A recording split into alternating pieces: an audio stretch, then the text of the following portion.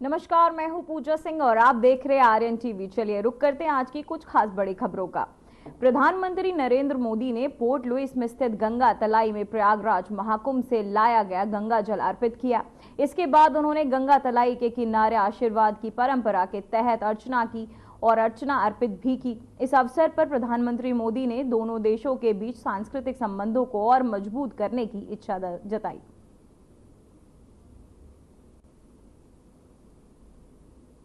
तो वही गंगा तलाई में हुआ गंगा जल, मोदी ने पोर्ट लुइस में की पूजा अर्चना, साथ ही मोदी पहुंचे गंगा तलाई। प्रधानमंत्री मोदी ने पोर्ट लुइस में स्थित गंगा तलाई में प्रयागराज महाकुंभ से लाया गया, आपको बताते चले, गंगा जल अर्पित किया। उसके बाद उन्होंने गंगा तलाई के किनारे आशीर्वाद की परंपरा के तहत पूजा अर्चना भी की। इस अवसर पर प्रधानमंत्री मोदी ने दोनों देशों के बीच सांस्कृतिक संबंधों को मजबूत करने की इच्छा भी जताई। तो वहीं आपको बताते चले, पीएम मोदी पहुंचे गंगा तलाई, जहां गंगा तलाई में वहां पहुंचकर उन्होंने दोनों देशों की रिश्तों को मजबूत करने की इच्छा भी जताई है। तो बताते चले, पीएम मोदी गंगा तलाई पहुंचे। गंगा तलाई में हुआ गंगा जल का विसर्जन, महाकुंभ से लाए गंगा जल को उन्होंने गंगा तलाई में विसर्जित किया। साथ ही उन्होंने वहां पहुंच पूजा अर्चना भी की। तो वहीं प्रधानमंत्री नरेंद्र मोदी ने मॉरिशस के राष्ट्रपति धर्म गोकुल के देश के सर्वोच्च नागरिक सम्मान ग्रांड ऑर्डर ऑफ द सेबीसेबा एंटिविया के से सम्मानित किया गया। ये सम्मान प्रधानमंत्री मोदी को मॉरिशस और भारत के बीच संबंधों को प्रांगण बनाने और उनके योगदान और द्विपक्षीय संबंधों को मजबूत करने के लिए दिया गया। मॉरिशस के राष्ट्रपति गोकुल ने इस सम्मान को प्रधानमंत्री मोदी को प्रदान किया। समारोह के दौरान राष्ट्रपति धर्म गोकुल ने प्रधानमंत्री मोदी को सराहना करते हुए कहा कि उनका नेतृत्व न केवल भारत के लिए बल्कि पूरी दुनिया के लिए प्रेरणा का स्रोत है। उन्होंने इस सम्मान को भारत और मॉरिशस के बीच मजबूत साझेदारी और दोनों के विकास की दिशा में महत्वपूर्ण कदम बताया।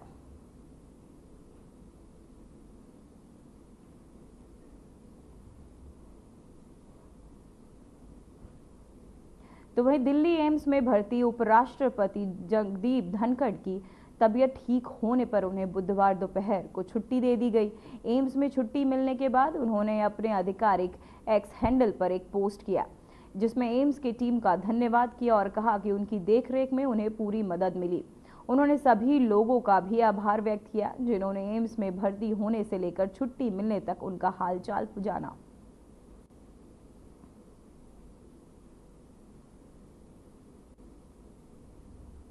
एम्स में से उपराष्ट्रपति को छुट्टी मिल चुकी है।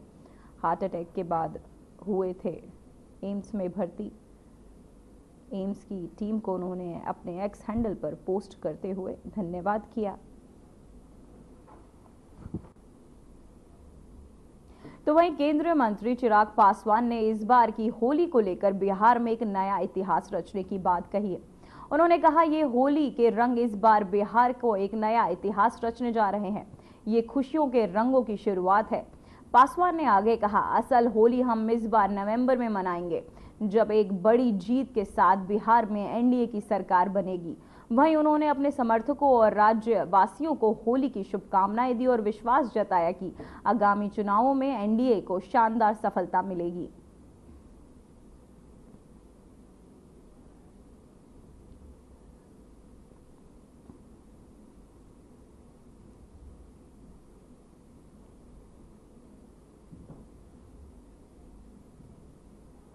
तो वहीं प्रधानमंत्री नरेंद्र मोदी को मॉरिशस के राष्ट्रपति धर्म गोकुल के देश के सर्वोच्च नागरिक सम्मान ग्रांड ऑर्डर ऑफ द सेंटेसिमा एंटिविया से सम्मानित किया गया। ये सम्मान प्रधानमंत्री मोदी को मॉरिशस और भारत के बीच संबंधों को प्रांगण बनाने के योगदान और द्विपक्षीय संबंधों को मजबूत करने के लिए दिया गया। मॉरिशस के राष्ट्रपति गोकुल ने इस सम्मान को प्रधानमंत्री मोदी को प्रदान किया। इस पर बीजेपी सांसद सुधांशु त्रिवेदी ने अपनी प्रतिक्रिया दी है। तो वहीं बीजेपी सांसद ने कहा कि मॉरिशस ने अपना सर्वोच्च नागरिक सम्मान प्रधानमंत्री मोदी को दिया है। प्रधानमंत्री मोदी 21 देशों के सर्वोच्च नागरिक सम्मान पाने वाले अभूतपूर्व नेता के रूप में स्थापित हुए हैं।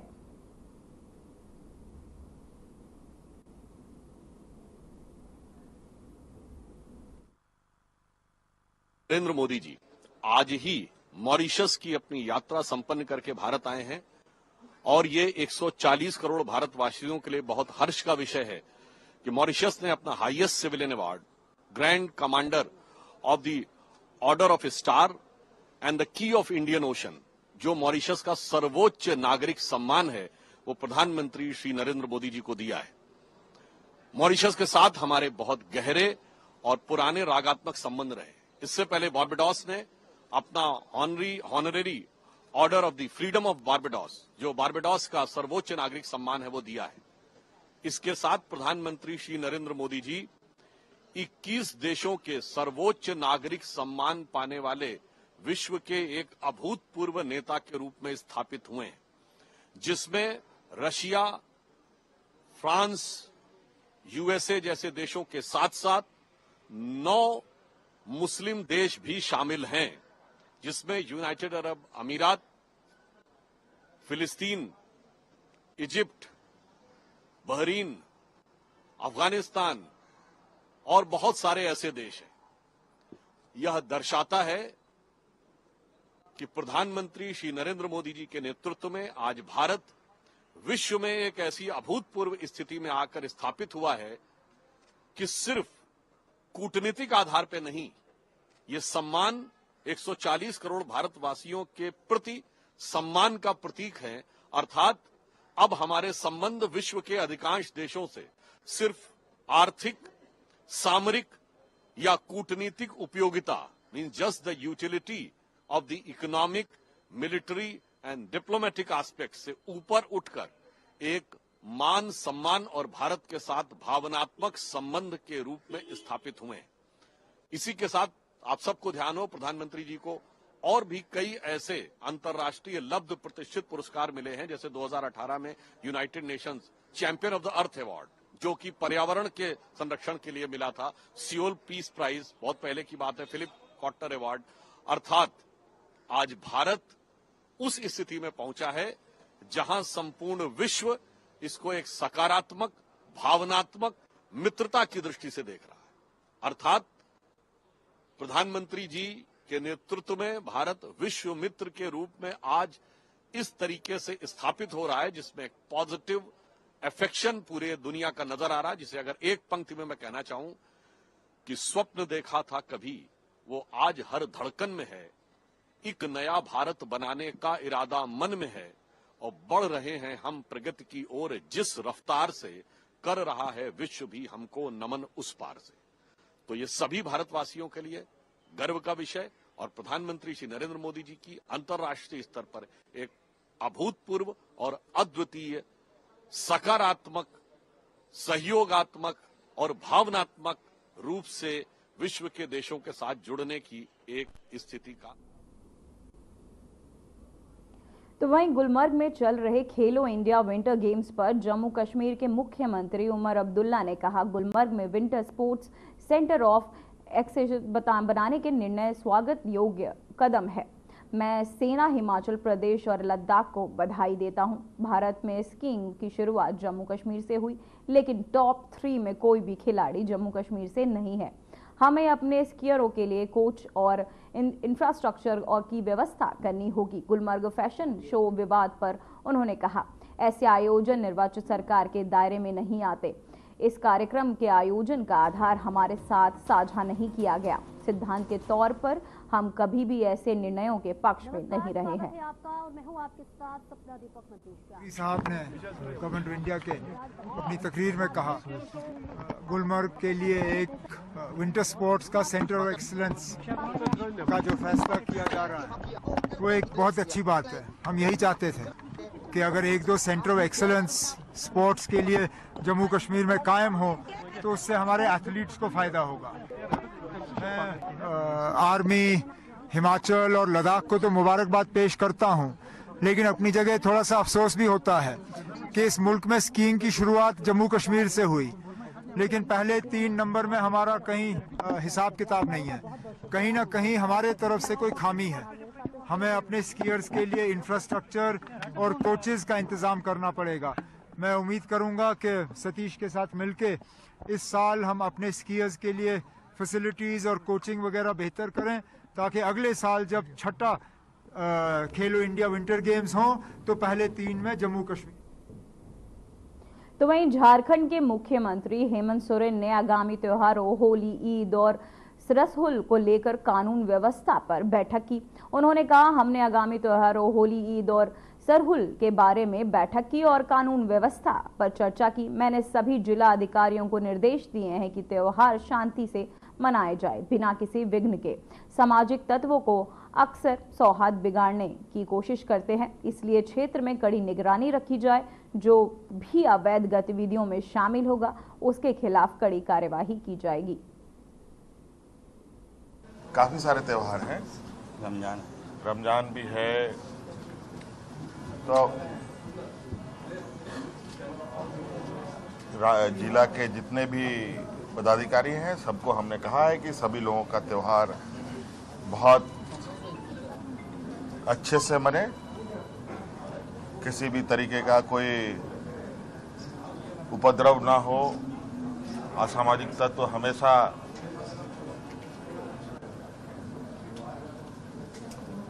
अच्छे कामों को खराब करने में लगे रहते हैं, उन पर नजर रखा जाए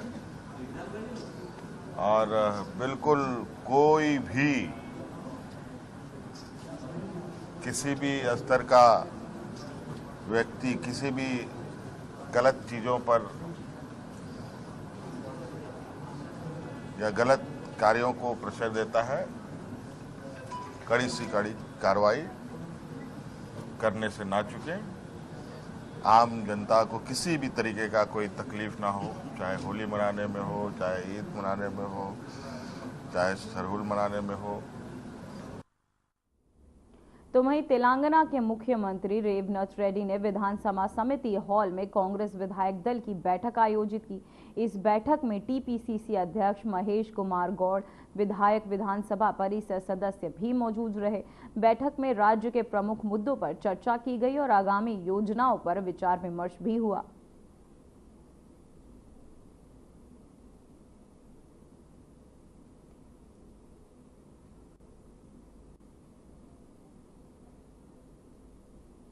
तो वहीं मध्य प्रदेश के मंत्री प्रहलाद सिंह पटेल ने राज्य में बजट पर अपनी प्रतिक्रिया व्यक्त करते हुए मध्य प्रदेश के विकास का बजट बताया। उन्होंने कहा, ये बजट मध्य प्रदेश के विकास की दिशा में एक महत्वपूर्ण कदम है और आपको बताते चले रोड मैप के अनुसार तैयार किया गया है। प्रहलाद सिंह पटेल ने राज्य सरकार और सीएम का आभार व्यक्त करते हुए कहा, मैं मुख्यमंत्री और सरकार का धन्यवाद करता हूं, जिन्होंने इस बजट को राज्य के भविष्य को ध्यान में रखते हुए तैयार किया। ये बजट प्रदेश के विकास और समृद्धि की दिशा में एक अहम पहल है। मंत्री ने यह भी कहा कि बजट में ऐसे कई प्रावधान किए गए हैं जो राज्य के आर्थिक विकास को और मजबूत करेंगे और जन कल्याण के लिए काम करेंगे। मध्य प्रदेश के विकास का बजट है। 2047 का जो रोड मैप है उसके अनुकूल बजट है। जितने भी हम पैरामीटर्स में ऊंचाइयां छू सकते हैं, तेज गति के साथ, वित्तीय अनुशासन के साथ हम उस ऊंचाई के छूने तक जो गति होनी चाहिए उसको बनाकर रखने वाला बजट है। मुझे लगता है आंकड़े आपने भी सुने हैं। मैं सरकार का, वित्त मंत्री जी का धन्यवाद देता हूं, मुख्यमंत्री जी का। तो वहीं हरियाणा सरकार के मंत्री अनिल विज ने अंबाला छावनी नगर परिषद चुनाव में बीजेपी की बड़ी जीत पर बयान दिया। उन्होंने कहा, अंबाला छावनी नगर परिषद चुनाव में 32 में से 25 सीटों पर बीजेपी की जीत मिली है। अंबाला छावनी की जनता ने मुझे मेरे काम का इनाम दे दिया है। हरियाणा में अधिकारित जगहों पर बीजेपी ने परचम लहराया है, तो वहीं इनसे सिद्ध कर दिया है कि हरियाणा में विपक्षी पार्टियों का सफाया हो गया है। अंबाला छावनी नगर परिषद चुनाव में 32 में से 25 सीटें और भारी बहुमत से प्रधान सीट पर जीत कराकर अम्बाला छावनी की जनता ने, जो मैं दिन रात जान लगाकर अम्बाला का विकास कर रहा हूं, आज अम्बाला छावनी की जनता ने मुझे इसका इनाम दे दिया। और पिछले जो चुनाव था, जो विधानसभा का चुनाव हुआ था, उसमें हालांकि कुछ गद्दारों ने षड्यंत्र रचा था, लेकिन उसके बावजूद 7वीं बार यहाँ से जिताकर एक उदाहरण पेश किया है। नगर परिषद पर बहुमत से भारतीय जनता पार्टी जीती है। और जैसा मैंने चुनाव से पहले कहा था कि मैं और ये जीते हुए पार्षद और जो हार भी गए हैं, हम उनका भी सहयोग लेंगे। हम सब मिलकर अम्बाला छावनी को विकास की बुलंदियों। तो वहीं होली और जुम्मे की नमाज के मद्देनजर नोएडा पुलिस ने सुरक्षा व्यवस्था को मजबूत करने के लिए फ्लैग मार्च किया। ये कदम शहर में शांति और सुरक्षा बनाए रखने के लिए उठाया गया है, ताकि किसी भी अप्रिय घटना को रोका जा सके। तो वहीं पुलिस अधिकारियों ने बताया कि होली और जुम्मे की नमाज के दौरान बड़ी संख्या में लोग राजस्वजनिक संगठनों, आपको बताते चले, सार्वजनिक स्थानों पर जुट सकते हैं, इसलिए सुरक्षा बढ़ाने के लिए फ्लैग मार्च किया गया। नोएडा पुलिस ने वरिष्ठ अधिकारियों से इस समय शहर में विभिन्न हिस्सों में गश्त लगा रही है और नागरिकों से भी अपील की गई है कि वे शांति बनाए रखें।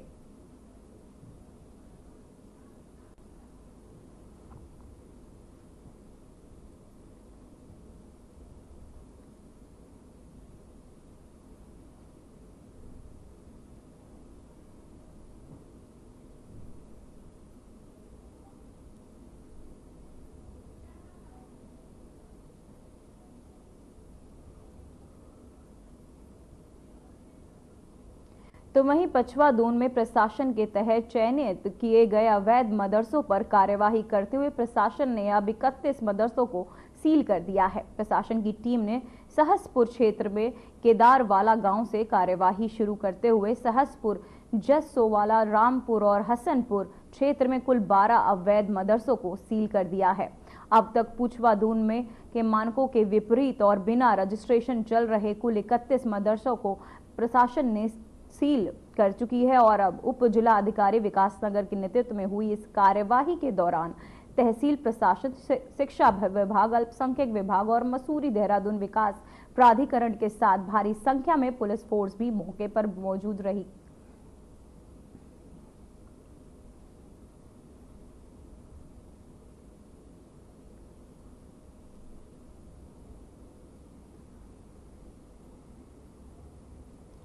तो वहीं गुरुग्राम पश्चिम के डीसीपी करण गोयल ने कहा, मतगणना के लिए सभी व्यवस्थाएं की गई हैं। 36 वार्ड हैं जिन्हें 6-6 वार्ड में बांटा गया है। 6 एआरओ के अधीन 6 मतगणना केंद्र बनाए गए हैं और सभी केंद्रों पर सख्त ड्यूटी लगाई गई है। तो वहीं पार्किंग की भी व्यवस्था की गई और सुरक्षा के लिए काफी फोर्स तैनात की गई है। साथ ही उन्होंने आगे कहा कि अगर मतगणना के बाद कोई विजय जुलूस निकाला जाता है तो इसके लिए हर इलाके में एसएचओ और एसीपी तैनात किए गए हैं।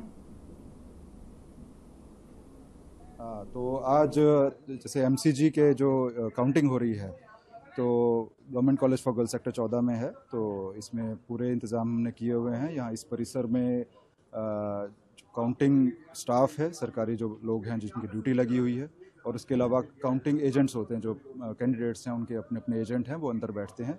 और उसके अलावा मीडिया के लोग, सपोर्ट स्टाफ इनके में बांटा गया है। तो ये जो 36 वार्ड्स हैं एमसीजी के, तो उसमें 6-6 वार्ड्स करके 6 एआरओ के अंडर 6 काउंटिंग सेंटर ही हैं हमारे। तो हर एक पे, प्रत्येक पे एसीपी स्तर पे काउंटिंग सेंटर पे हमारे ड्यूटीज लगी हुई हैं।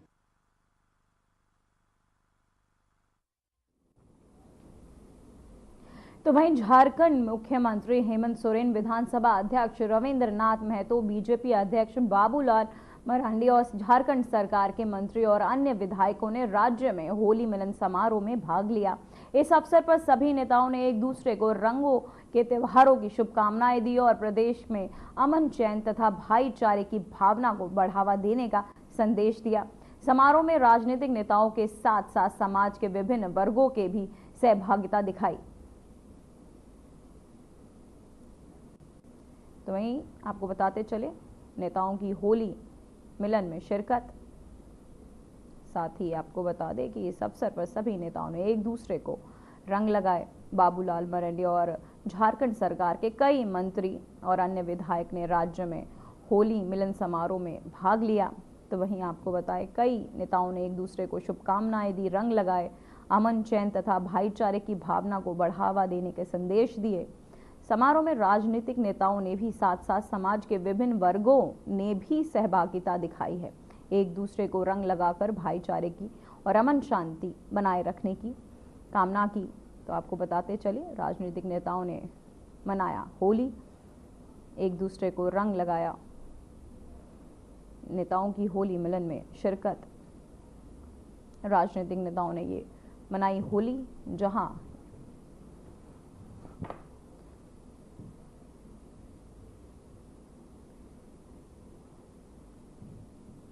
तो वहीं मुजफ्फरनगर में एक व्यक्ति आबाद ने सीईओ अनुज चौधरी पर सोशल मीडिया पर विवादित टिप्पणी की थी।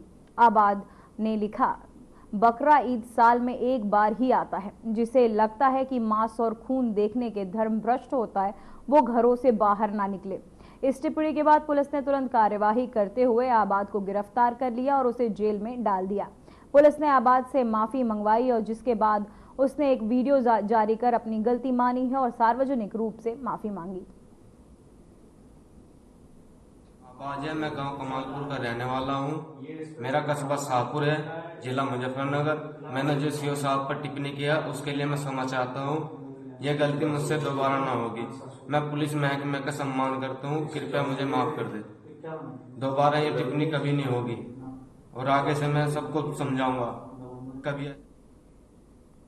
तो वहीं उत्तर प्रदेश के नोएडा में कार सवार युवक का दहशत मचाने वाला वीडियो वायरल हो रहा है। वीडियो में देखा जा सकता है कि युवक ने सड़क पर खड़ी कई वाहनों को टक्कर मारी, जिसमें वहां अफरा तफरी मच गई। ये घटना नोएडा